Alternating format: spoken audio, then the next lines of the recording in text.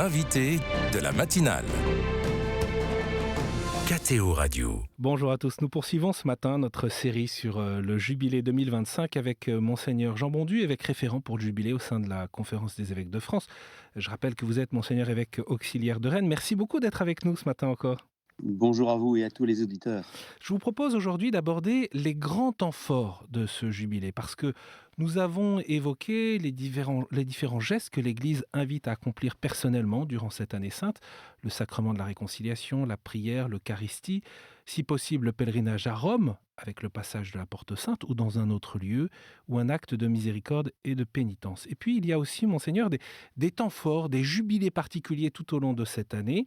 Le premier d'entre eux, c'est pour les journalistes et les communicants, le 24 au 26 janvier, celui des forces armées et de la police, les 8 et 9 février, celui des artistes, du 15 au 18 février, ça ce sont les premiers grands rendez-vous. Et puis le jubilé des diacres du 21 au 23 février, les Français se mobilisent pour ce jubilé des diacres permanents. Oui, tout à fait. Oui. C'est le service national du diaconat qui a proposé cette démarche aux diacres de chaque diocèse.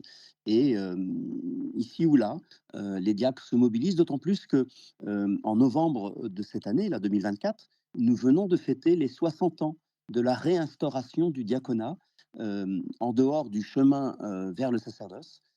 Et donc, à l'occasion de cet anniversaire-là, il y a aussi pour les diacres, euh, comment dire, un hommage, une reconnaissance envers l'Église universelle d'avoir réinitié euh, ce, ce- ce don du diaconat à l'Église et au peuple de Dieu. Et quand on jette un coup d'œil sur le programme, c'est prières, catéchèse, partage d'expériences, pèlerinage bien sûr à la Porte Sainte, confession, veillée, messe avec le pape. Si je poursuis le calendrier de ces grands temps forts, il y a le Mhm. jubilé du monde du volontariat, le 8 et 9 mars, le jubilé des missionnaires de la miséricorde, les 28 et 30 mars, celui des malades et du monde de la santé, médecins, infirmiers, personnel soignant, aumôniers, les Donc là, familles de malades également, hein. oui, c'est ça. Il sera sans doute difficile aux malades d'aller à Rome. Certains, j'espère, représenteront tous ceux qui souffrent et ceux qui sont à l'hôpital ou immobilisés chez eux. Mais bon, ça, c'est au mois d'avril. Nous pensons que chaque année, le 11 février, il y a la journée internationale mondiale pour les malades. Et donc, par avance, nous pouvons déjà nous unir par la prière et la participation à l'Eucharistie à ce jubilé-là qui aura lieu au mois d'avril. Et puis du 25 au 27 avril, il y a le jubilé des adolescents. Ça, c'est un moment un peu nouveau et marquant pour cette tranche d'âge-là à Rome. Oui, alors ce sont donc les adolescents, ce sont les collèges, les collégiens et les lycéens, donc des mineurs. Pas simple d'organiser un tel déplacement, même si on a l'habitude de camp. Là, il s'agit d'un séjour à l'étranger.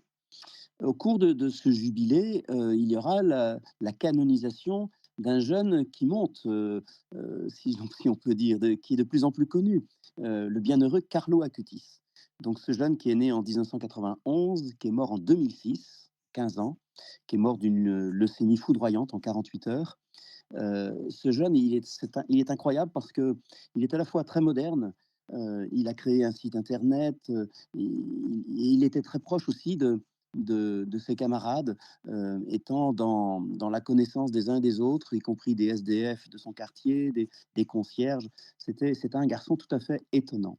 Et ses parents, qui vivent toujours, heureusement, ont eu 2 enfants derrière le décès de Carlo, qui était fils unique.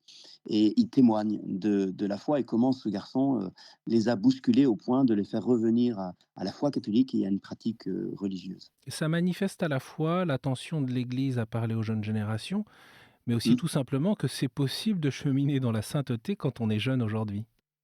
tout à fait, c'est un bel exemple et je sais que Carlo Acutis est stimulant, c'est un leader pour de nombreux jeunes aujourd'hui et quelle joie que le pape ait choisi ce jubilé des adolescents pour célébrer sa canonisation. Un jeune de 15 ans, il aurait aujourd'hui 33 ans, va devenir saint et être un peu notre ambassadeur auprès du Seigneur. Je poursuis ces grands rendez-vous à Rome, le jubilé des personnes en situation de handicap, les 28 et 29 avril, le jubilé des travailleurs du 1er au 4 mai, le jubilé du monde de l'entreprise les 4 et 5 mai. Cela dit d'ailleurs l'attention de l'Église à tout un tas de formes d'engagement sur lesquelles on n'imagine pas toujours que l'Église attend un chemin de sainteté, attend une réponse de sainteté. C'est vrai, donc pour, ces catégories-là, quand il y a un service national qui existe au sein de la Maison des évêques, il y a un peu une mobilisation et une interpellation des personnes concernées, des groupes concernés. Mais, quand ça n'existe pas, ben, il y a quelquefois un groupe qui prend en charge, l'organisation d'un jubilé. Tout à l'heure, on parlait du jubilé des artistes. Eh bien, il y a un groupe qui s'est constitué, au niveau de l'Église de France pour permettre à une cinquantaine d'artistes de se rendre, à ce jubilé en février. Et on peut trouver ce type d'informations sur quelle plateforme, sur quel site internet? Alors sur le site du jubilé, alors c'est une adresse, vous pouvez envoyer à l'adresse jubile2025@cef.fr la demande de renseignements et on vous répondra. Parmi les autres jubilés, il y a le jubilé des groupes musicaux, des orchestres, les 10 et 11 mai, le jubilé des églises orientales du 12 au 14 mai. Et d'ailleurs, dans sa bulle d'indiction, le pape François souligne particulièrement l'attention et l'accueil qui doit être fourni aux fidèles des églises orientales. Eux qui ont tant souffert, écrit-il, souvent jusqu'à la mort en raison de leur fidélité au Christ et à l'Église, ils doivent se sentir particulièrement accueillis dans cet homme qui est aussi leur mère et qu'ils puissent vivre l'expérience d'être aimés par l'Église. Voilà, c'est une invitation particulière aux chrétiens des églises orientales. Du 16 au 18 mai, ce sera le jubilé des confréries. On en a beaucoup parlé à l'occasion de la visite du pape François en Corse. Et puis, le jubilé des familles, c'est du 30 mai au 1er juin. Est-ce que des événements un pèlerinage est organisé de manière spécifique? Alors il y a une délégation qui est prévue déjà au niveau, national de l'équipe, le bureau, de la pastorale des familles et puis il y a des diocèses qui se mobilisent. J'apprenais la semaine dernière que, un diocèse comme Strasbourg, prévoyait déjà d'y venir à 120 personnes. Donc un certain nombre de familles. Il est toujours temps de se mobiliser, il faut le faire assez rapidement maintenant puisqu'il faut s'inscrire pour toute démarche, ne serait-ce que franchir la porte sainte, mais aussi pour les hébergements. Attention parce que la ville de Rome va être, largement, visitée, au cours de cette année jubilaire.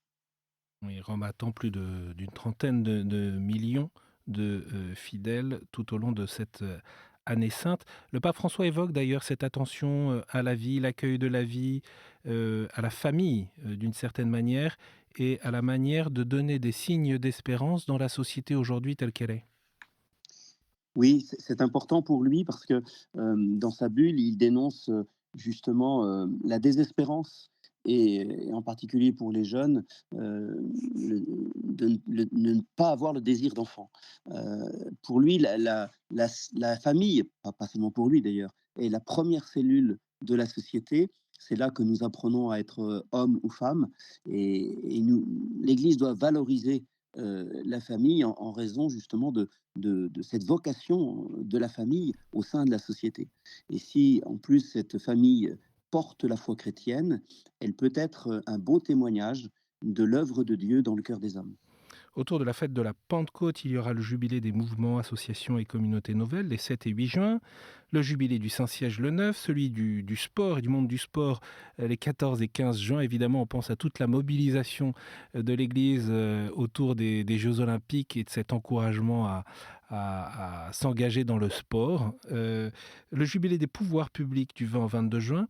Et puis après, il y a le jubilé des séminaristes, 23-24 juin, celui des évêques le 25 juin, celui des prêtres du 25 au 27 juin, parce que c'est aussi une invitation pour les clercs eh bien, à vivre cette démarche jubilaire en particulier. Pour eux-mêmes, Oui, j'allais dire, pas seulement pour les paroisses ou les groupes qui les accompagnent. tout à fait. Bon, les évêques sont les successeurs des apôtres et donc venir, au seuil des tombeaux des apôtres Pierre et Paul, c'est tout à fait important pour nous. Et puis, nos collaborateurs que sont les prêtres, vivent également un ministère, pastoral, ils ont charge de communauté, on parle quelquefois d'un ministère épuisant, on parle d'une identité du prêtre qui aujourd'hui se cherche.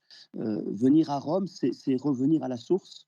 Hem, donc je parlais tout à l'heure je parlais, plutôt, lundi des croisades.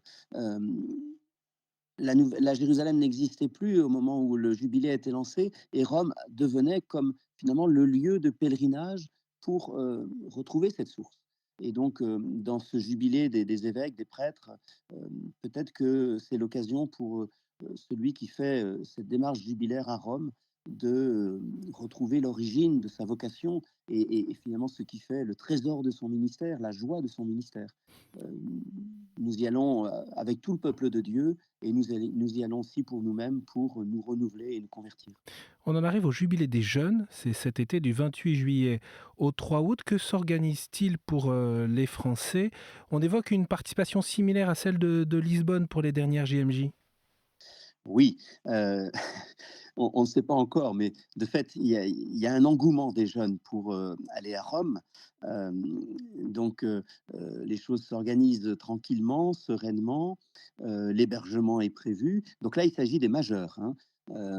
C'est un jubilé, qui aura lieu à cheval, sur juillet et août, du 28 juillet au 3 août. Ils logeront, là où se sont tenus, les JMJ de Rome de l'an 2000. Et il y a différentes choses qui déjà se préparent. J'évoquais tout à l'heure, Carlo Acutis. Nous pouvons, pour ce jubilé des jeunes, évoquer la figure de Pier Giorgio Frassati, puisque, le pape envisage de le canoniser. Donc là, c'est un jeune, de Turin qui était, fils d'un magnat de la presse et qui finalement, bien que d'une famille aisée, a été, tout à fait au service des plus pauvres. On dit d'ailleurs que lui aussi est mort brutalement parce qu'il avait, sans doute fréquenté quelqu'un de malade et qui était un leader.